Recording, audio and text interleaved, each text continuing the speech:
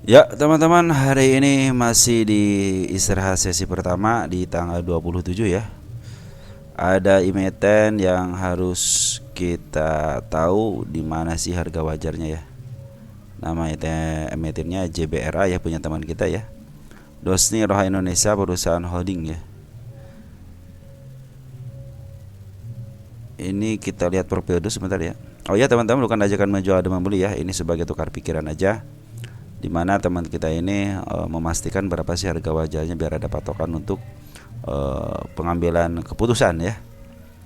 Mudah-mudahan dengan adanya penjelasan harga wajarnya, mudah-mudahan bisa teman-teman bisa memikirkan lah apakah diambil atau tidak, ataupun sebagai analisa kalau udah ngambil ya di mana sih saya harus average-nya gitu, atau di mana sih saya harus ngejualnya. Tapi ingat, ini bukan patokan kalian untuk membeli ataupun menjual ya. Ini sebagai informasi aja dari saya ya. Untuk profilnya, merupakan perusahaan yang bergerak dalam bisnis pengoperasian taksi. Perusahaan mengoperasikan armada taksi dengan nama Zebra Taksi, anak perusahaannya. PT Surabaya Arata Utama Bersama yang juga berbisnis pengoperasian taksi. Perusahaan ini mengoperasikan armada taksi dengan nama Garuda Taksi. Anak perusahaannya termasuk PT Zebra Energi yang bergerak dalam pengoperasian pom bensin, dan Zebra International Dry Port yang bergerak dalam perdagangan dan sektor jasa. Oh, ada sektor jasa juga ya. Mungkin teman-teman kalau mau yang istilahnya mau update untuk profilnya silahkan ya. Saya hanya melihat apa yang ada, apa yang saya lihat ya, dan apa yang saya angka-angkanya, apa yang saya hitung berdasarkan angka-angka aja ya. Di luar berita itu saya belum untuk ke arah sana ya untuk beritanya. Mungkin teman-teman punya ya untuk hal berita yang lainnya. Baik teman-teman, untuk shareholdernya Trinity Healthcare sebagai pengendali 62%, masyarakat non warkatnya 19,9%. Artinya tidak terlalu banjir juga ya. Terus untuk bulan Agustus banyak yang masuk ya, 151. Untuk bulan Septembernya belum ketahuan. Ini untuk holding komposisinya dikuasai sama lokal. Lokal siapa yang nguasain? Yang paling banyak itu adalah perusahaan. Ada Poren nggak? Poren ada di 4,75% ya. Yang nguasain adalah bank. Listingnya 1991 ya. Mungkin kalau ada kasus atau ada apa silahkan kalian nanti di komentar ya. Kita lihat untuk corporate insidernya dulu. Dari insider ada Maybank Sekuritas Indonesia ngejual ya. Dia ngejual ya, kepemilikannya jadi 18,02%. Sedikit sih yang ngejualnya, apa banyak? Coba lihat dari awal cuma 18%, jadi dia ngejual sedikit-sedikit ya. Terus untuk corporate action, dividennya coba lihat belum pernah. Kita lihat stock split belum pernah. RI pernah nih, berarti pernah ngajuin lagi untuk penambahan modal lewat RI ya. Kita lihat statistik. Untuk statistik teman-teman, sebenarnya kalau Zebra ya, kalau saya lihat di sini kan negatif terus teman-teman, lihat nih. Ini negatif terus ya. Dari mulai net income-nya negatif. Dari mulai tahun 2002 kuartal 2-nya negatif terus ya.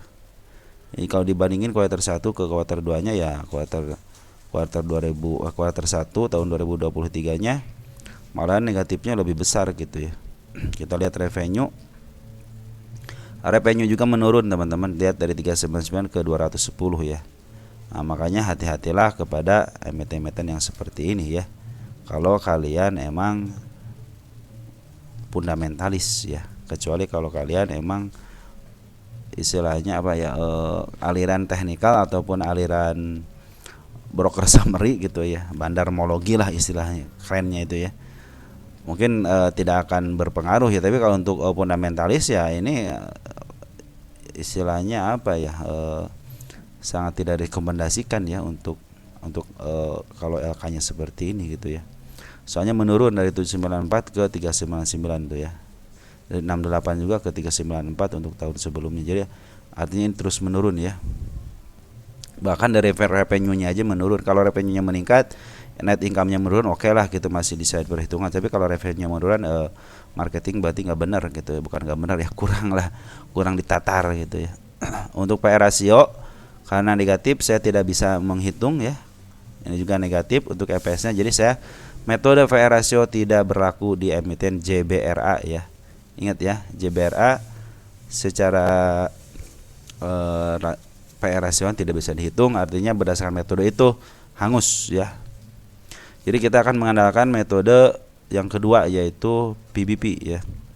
Untuk PBP-nya 0,24, murah banget, sangat-sangat murah banget berdasarkan PBP. Untuk DER-nya 0,81, hati-hati teman-teman, ini ekuitasnya udah hutangnya terhadap ekuitasnya udah besar banget, 0,81. Kalau bank mungkin oke lah gitu, cuma kalau untuk perusahaan biasa yang mengelola angkutan armada umum ya mungkin kurang baik ya. Terus untuk RO-nya juga negatif ya, tidak baik juga. Terus untuk kas, coba lihat kas ada 23 miliar. Lihat ekuitasnya 1,2 triliun, hutangnya 1,008 triliun. Artinya tinggal sisa berapa nih? 2,3 1,23 triliun ya. Maaf, tinggal 200 berapa miliar aja ekuitasnya gitu kalau dibandingkan dengan hutangnya gitu ya. Oke, kita akan lihat untuk total ekuitasnya ya. Bracket setting. Kuartal 2-nya kita lihat. Untuk ekuitasnya rugi 7 miliar. Oh, minus, bukan rugi, minus 7 miliar. Minus 8 miliar, semakin meningkat lagi. Ini standar, sama, tidak ada perkembangan. Cuman di kuartal 2-nya bagus nih, 1,3 triliun ya. Cuman pas kuartal 2-nya lagi tahun 2023-nya juga turun lagi ya, dari 1,3 ke 1,2. Artinya terus menggerus, ekuitas terus digerus ya. PBB-nya dari 4 negatif ya, negatif 4. Negatif semua teman-teman ini. Ini pernah dijual di negatif 90 ya.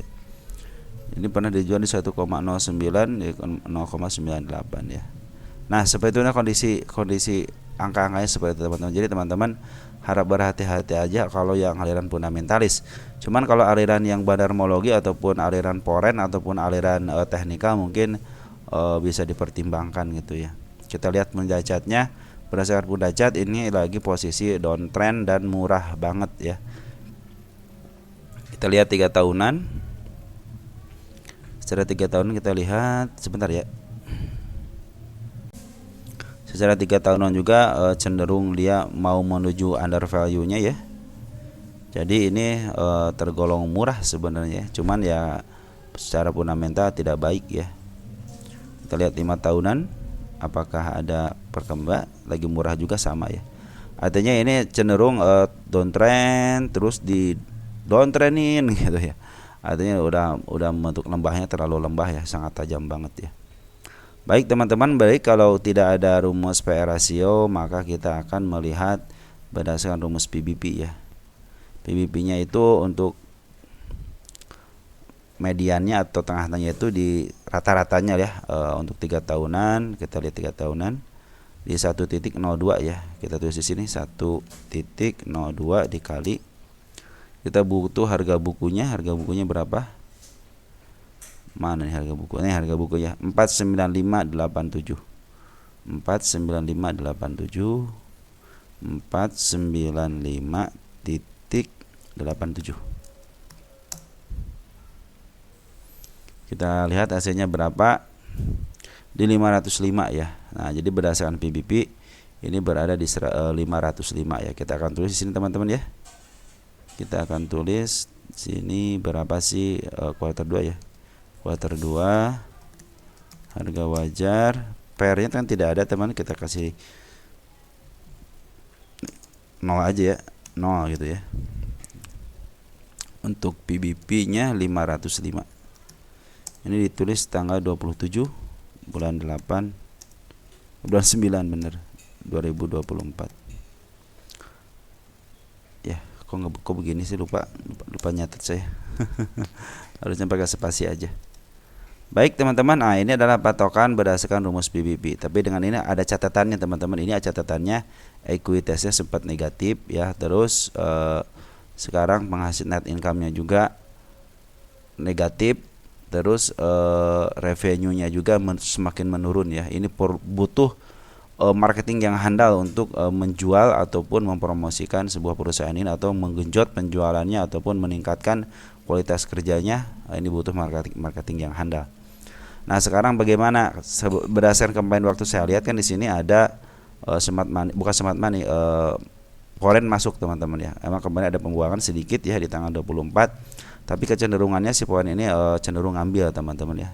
Dia ngambil, kecuali si bandar lokal dia terjun bebas ya, tidak butuh duit mungkin ya. Apalagi 4 hari terakhir ini dia ngambilnya sangat luar biasa, ngejualnya sangat luar biasa ya. Terus tanggal 26-nya ternyata banyak teman-teman kita yang ngambil. Kenapa teman-teman kita yang banyak yang ngambil? Susah naik karena teman kita orientasinya ya tidak pernah mau memaaf harga gitu kan. Contohnya kalau ada modal di XC atau di XL atau di YP gitu kan. Kalau YP sih banyak kepentingan ya. Terutama kalau ya XC, XL, PD juga banyak kepentingan juga ya. Nah, ini tidak mau ngerek harga gitu. Kalau kayak YP, terus YP-nya YP Way atau enggak yang suka dipakai sama bandar seperti itu. Makanya ketika retail itu suka dikonotasikan sebagai XC sama XL aja gitu kan. Di tanggal 26 aja yang banyak yang ngambil peran untuk pengambilan adalah si XC sama si XL yang udah masuk terus sebelah kiri, artinya ngambil barang terus. Makanya teman-teman kalau istilahnya retail bandar homologi ya, ini sebagai pengambilan daripada bandar untuk membuang barangnya ke hadap retail. Caranya naikin gimana? Nanti harus si retail itu terpaksa harus menyerahkan barangnya kepada bandar. Nanti si bandar setelah terkumpul barang-barang dari retail baru dimaaf harga lagi. Nah udah masuk tertarik lagi dengan korban yang baru, nanti dilongsorin lagi, jadi ambil lagi seperti itu. Kadang-kadang kan retail itu udah frustasi, ngambil di bawah nggak keangkat malah ke bawah lagi, cut loss. Ngambil udah di atas malah dikebawahin sama bandarnya, karena mereka sudah menghitung berapa yang harus mereka keluarkan, berapa mereka yang harus ngambil barangnya. Makanya teman-teman, untuk saya bilang untuk zebra ini perhatikan aja, walaupun di sini PBP-nya di 500 ya, di 500 teman, berdasarkan dari ekuitasnya ya ini tidak baik gitu kan. Hasilnya terus ekuitasnya itu menurun. Jadi kalau mungkin kalau 1 atau 2 tahun nanti mungkin positif ya, ketika dia positif dalam net income-nya positif aja ya, sebenarnya bagus gitu ya. Karena ini istilahnya tidak baik dalam marketing, tidak baik ini teman-teman, cenderung menurun ya, cenderung menurun. Jadi kuartal 4 aja 702 aja ke 564 gitu ya. Jadi ini tahun 2023 yang terakhir ini. Kuartal 2-nya aja belum turun, telat gitu. Artinya laporan keuangannya aja dibikin telat gitu ya. Nah, itu untuk menjadikan perhatian kepada teman-teman ya. Tapi ingat, kadang-kadang ini ada yang namanya foreign, di mana foreign itu suka ada informasi A1. Bisa jadi kalau foreign udah ngambil, bisa jadi si JBRA ini nanti kuartal 2-nya positif. Siapa tahu ya dapat 1 miliar gitu, atau ke 2 miliar seperti ini ya. 2 miliar gitu kan. Nah, makanya ini saya curiganya ini baru curiga aja ya, curiganya bahwa si foreign terus ngambil, ini punya informasi A1 nih kayaknya gitu kan. Makanya dia terus ngambil dari mulai kapan nih? Nih udah mulai dari sini ya. Masuk keluar keluar lagi dari sini. Dari mulai tanggal 26 Agustus dia ngambil 26 Agustus, coba 1 bulan yang lalu berarti ya. 1 bulan yang lalu. Kita lihat untuk foreign. Ada si AK ya, walaupun sedikit cepat mereka udah punya informasi mungkin ya untuk nanti memaaf harganya. Nah ini udah ketahuan teman-teman, batas bawahnya ini ya. Untuk sementara batas bawah ini di si candle ekor hijau, biasanya dia akan ke atas dulu ataupun sideways. Tapi selanjutnya dia akan harus menyentuh ke 110 lagi ya. Mau tidak mau walaupun dia ke atas harus menyentuh ke 110 lagi. Nah catatan dari saya, karena di sini ada si kepala merah, kemungkinan dia akan ke arah situ, baru kemungkinan aja ya. Di sini juga ada gap, mereka meninggalkan gap mungkin ke arah 300-an gitu ya. Cuman ini memang yang berperan penting di sini adalah bandar lokal. Bandar lokalnya harus berperan aktif juga ya. Mudah-mudahan untuk dari penurunan sampai 2-3 bulan ini si bandar lokal punya duit, akhirnya dia mau ngambil barang lagi di bawah ya, bisa jadi si emiten ini di up ya, dengan asumsi mungkin perkiraan daripada kuartal 2-nya mungkin bagus gitu. Cuma sekarang itu harap hati-hati aja kalau istilahnya dia negatif lagi ya, dengan amat sangat terpaksa mungkin dia akan diturunkan lagi ya, karena kadang-kadang si lukisan market ini menggambarkan bagaimana fundamental saya ini udah negatif lagi nih, saya turunin lagi dah gitu. Kalau pas positif kita langsung kita coba untuk angkat yuk. Kadang-kadang seperti itu teman-teman ya. Jadi teman-teman untuk diperhatikan aja. Untuk area di 110-nya ya, ini udah ada si ekor hijau, artinya dia mau arah ke sini. Jadi hati-hati aja. Ini juga sebenarnya ada gap dikit ya, gap mudah-mudahan bisa ke arah 146 ya, mudah-mudahan. Jadi ini harga wajar hanya satu pihak aja ya. Jadi si pairnya tidak ada harga pair karena EPS-nya negatif ya. Labanya itu laba per sahamnya itu negatif ya, karena net income-nya juga negatif, artinya rugi ya, menghadapi kerugian. Nah, seperti itu teman-teman. Untuk JBRA mungkin nanti ini akan, kalau dia naik ya dia bukan berdasarkan fundamental, cuman dia akan berdasarkan daripada hak prerogatif daripada bandar. Nah, selama ini bandar lokal masih jualan, mungkin untuk hari ini ada angkatan dikit, mungkin mau ditahan gitu ya, mungkin akan kenaikan sedikit untuk menjaga umat. Tapi dari bandar dari Poren udah cenderung udah mau ngambil lagi ya, dari mulai tanggal 26 Agustus. Mudah-mudahan itu menjadi kabar baik gitu ya. Cuman hati-hati aja secara fundamental. Kalau yang teman-teman yang baru masuk, saya pikir jangan, lebih baik hindari. Kalau yang baru masuk ke bursa lebih baik hindari. Tapi kalau yang udah berpengalaman silahkan aja gitu, bisa ngambil secara scalpingan ataupun swing juga silahkan. Cuman batas dari saya seperti ini aja yang bisa saya sampaikan. Ada seekor hijau sebagai supportnya, mudah-mudahan tidak terjebol. Biasanya kalau seperti suka naik dulu biasanya, mudah-mudahan sih bisa menutup ke 137-nya, mudah-mudahan bisa ke atas ke sini ya, ke 206. Cuman untuk patokan ini 505 karena berdasarkan satu pihak aja. Tapi kalau udah satu pihak biasanya bandar lah yang nanti akan memberikan istilahnya apa ya, bandar itulah yang nanti akan memang-up harga ya. Cuman sementara ini ya yang beli adalah teman-teman kita ya. Ini teman-teman kita yang beli. Mudah-mudahan si teman kita sanggup untuk menampungnya ya. Nanti mungkin dengan amat sangat harus merelakan ketika si bandar lokal melakukan aksi gitu aja. Apakah untung ataupun rugi gitu ya, terserah teman-teman, itu kan hak prerogatif teman-teman untuk menjualnya. Biasanya harus ada korban. Biasanya ya korban ya bandar nggak mungkin korban gitu kan. Pasti teman-teman kita juga yang akan menjadi korban karena mungkin ini turun nih padahal dia turunnya itu karena emang jualan terus gitu kan. Kapan nih? Nah, itu mudah-mudahan sih ini sebagai patokan dulu sementara ya, patokan sementara. Mungkin nanti kalau ada informasi lagi kan saya kabarkan lagi. Nanti kalau teman-teman udah kalau memang teman-teman percaya dengan emiten ini, tunggu aja si EMA 10-nya udah mulai mendekati candle-candle yang di bawah, dan si EMA 10-nya udah mulai di bawah candle-candle. Itu mungkin akan menjadi sebagai tanda untuk bisa ke atas lagi ya. Dengan catatan juga si bandar lokal akumulasi. Oke, teman-teman segitu aja. Ciao ya.